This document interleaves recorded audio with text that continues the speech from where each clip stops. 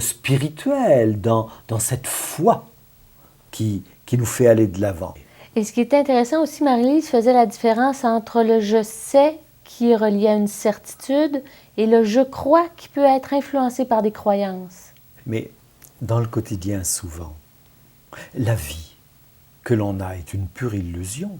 Et ce monde extérieur à nous peut nous faire croire que nous sommes rien, des incapables, qu'on ne réussira pas.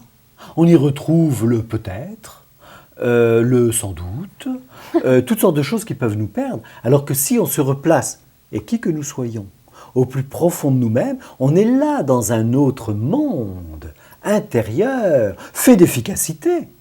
Et là, on y trouve la persévérance qui nous montre que la vie n'est pas une illusion, mais une force et qu'il faut connaître, comprendre, et on va concrétiser parce qu'on a des projets, parce qu'on a des rêves, parce qu'on a des certitudes.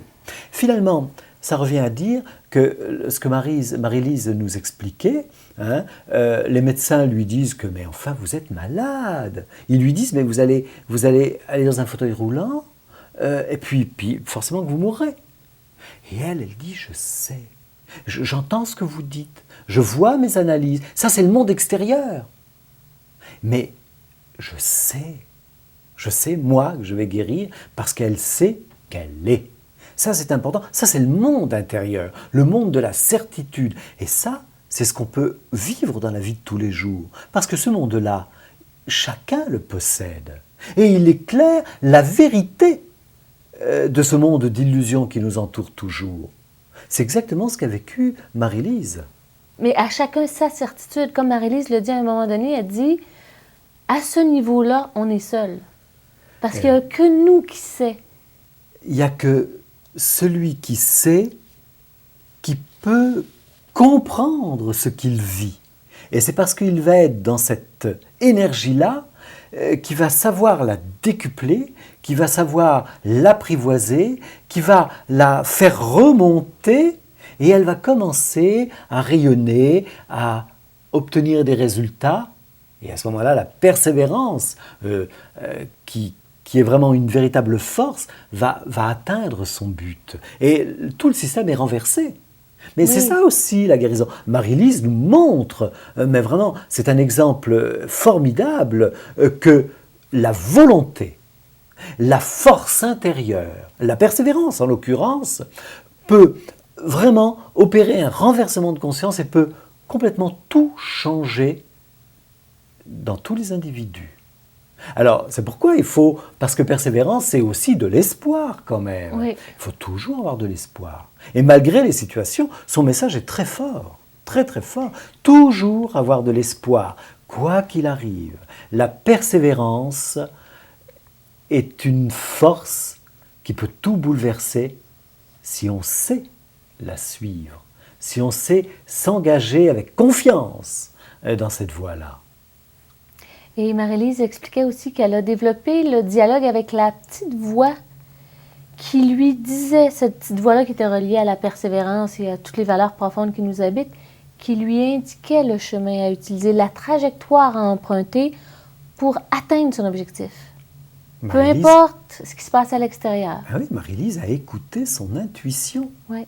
La sincérité de leur démarche se fait dans la profondeur de leur être. On est comme soutenu par notre énergie de fond dans cette démarche-là. La sincérité, l'intention, tout ça, c'est finalement la même chose. Moi, il y a quelque chose qui m'intéresse dans la persévérance, c'est que souvent on dit, je crois que Marie-Lise en parle aussi, la persévérance, c'est nous faire attendre.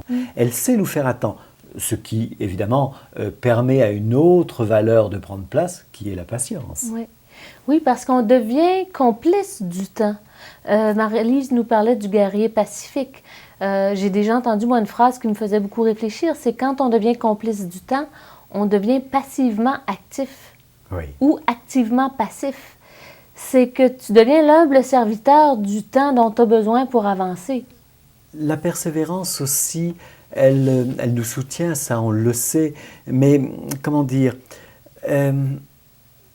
surtout, c'est lorsqu'on se tient au plus profond de soi, que la persévérance va être encore plus efficace. C'est un petit peu comme si, quand on est dans ces énergies très pures, intérieures, j'allais dire intimes, Oui, ce qui forme la oui, véritable vie, la caverne. la caverne, et qu'on regarde vers l'extérieur, on a forcément un regard différent. On a forcément un regard créateur, un regard d'espoir, un regard de réussite, parce qu'on retrouve le je sais. C'est ça. On a la certitude de pouvoir réussir. Et à ce moment-là, on emprunte le chemin de la persévérance, malgré le temps. On sait bien aussi gérer le temps. On sait que le temps travaille pour nous, parce qu'il fait partie de la persévérance. Le temps, on dit souvent qu'il guérit les blessures, comme la persévérance peut guérir, comme la persévérance peut construire avec le temps et être efficace pour une vie. C'est dans cet endroit sacré-là qui nous appartient intimement, où on va avoir la certitude. C'est de cet endroit-là qu'on ne sera plus influencé par le diagnostic extérieur, les paroles de découragement ou les gens qui nous disent « ils n'y arriveront jamais », parce que nous, on est dans notre « je sais, je suis ». On est dans ce monde intérieur. Oui. Ce monde intérieur où tout est possible parce qu'il est fait d'une énergie intelligente qui comprend la force de la tolérance, la force de l'amour, la force de la persévérance, de toutes ces valeurs dont nous parlons.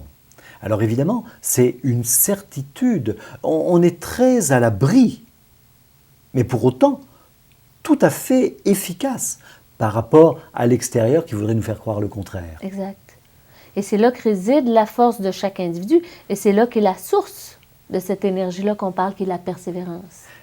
La source de toute vie, c'est-à-dire de toute vie, de toute manifestation de ces valeurs. Parce que chaque valeur, comme la persévérance, c'est une vie, c'est une force, c'est le soutien. Je disais tout à l'heure qu'on avait besoin de ce que l'on était au plus profond de soi-même. Mais ce que l'on est au plus profond de soi-même, qu'on désire tellement connaître, rencontrer, c'est ce souffle, c'est une sorte d'état d'esprit qui nous fait aller de l'avant et qui engendre bien la persévérance dans une action. Et la persévérance doit être encore plus forte lorsque vient un moment de rechute, parce qu'au niveau de la santé physique, on sait que les gens sont dans un processus de guérison et parfois vivent la rechute. Ah, exactement, oui. Parce que ça demande aussi de la constance quelque part, la persévérance. Ce sont des mots très, très proches aussi, tout ça. Mais la persévérance aussi, c'est peut-être une sorte de ténacité. On a parlé d'entêtement. La ténacité, c'est peut-être autre chose. Oui, la persévérance, c'est peut-être une sorte de ténacité, toujours, pour progresser, pour aller de l'avant. Être tenace ne signifie pas être entêté. Être tenace, c'est parce qu'on sait que cela est juste et bien, que cela, une action ou une rencontre, nous sera extrêmement profitable, nous permettra de grandir, d'être davantage à l'aise avec ce que l'on est et le quotidien. Donc la ténacité, c'est certainement de la même famille énergétique que la persévérance. On revient au cœur du cœur, parce que depuis qu'on parle des valeurs, on voit que les valeurs prennent toute leur source à l'intérieur de nous, un peu comme si au cœur de notre cœur, on avait toutes nos valeurs qui sont là et auxquelles on peut aller puiser selon l'expérience qu'on a à vivre. Une expérience de guérison, une expérience avec le temps, une expérience. On revient à notre caverne des valeurs pour aller chercher ce dont on a besoin.